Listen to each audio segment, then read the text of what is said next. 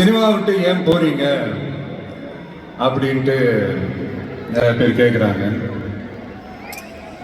சினிமான்றது ஒரு மிகப்பெரிய ஒரு கடல்.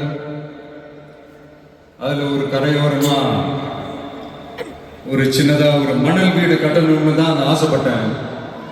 பட் அதே ஒரு மாளிகையா மாற்றி தந்தது நீங்க எல்லாரும் தான், என் ரசிகர்களாக நீங்க எல்லாரும் தான்.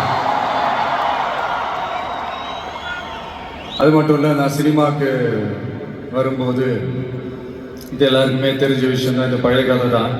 நான் ஃபேஸ் பண்ணாத விமர்சனங்கள் இல்லை, நான் ஃபேஸ் பண்ணாத அவமானங்கள் இல்லை, இந்த மாதிரி நிறைய காயங்கள் அதெல்லாம் தாண்டி தான் வந்திருக்கிறோம். அந்த மாதிரி நேரத்துலலாம் டே ஒன்லேருந்து என் கூடவே நின்னது என்னோட ரசிகர்கள் தான்.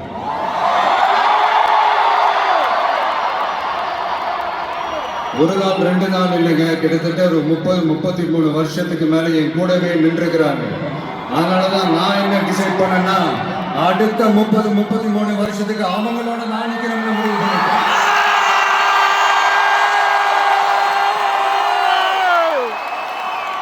எனக்கு ஒண்ணுனா அவங்க தியேட்டர்ல நிக்கிறாங்க, நாளைக்கு அவங்களுக்கு ஒண்ணுனா அவங்க வீட்டுல போய் நிக்கணும்னு நான் முடிவு பண்ணிட்டேன். இதுதான் காரணம். எனக்காக எல்லாத்தையும் விட்டு கொடுத்த என்னுடைய ரசிகர்களுக்காக நான் சினிமாவையே விட்டு கொடுக்கிறேன்.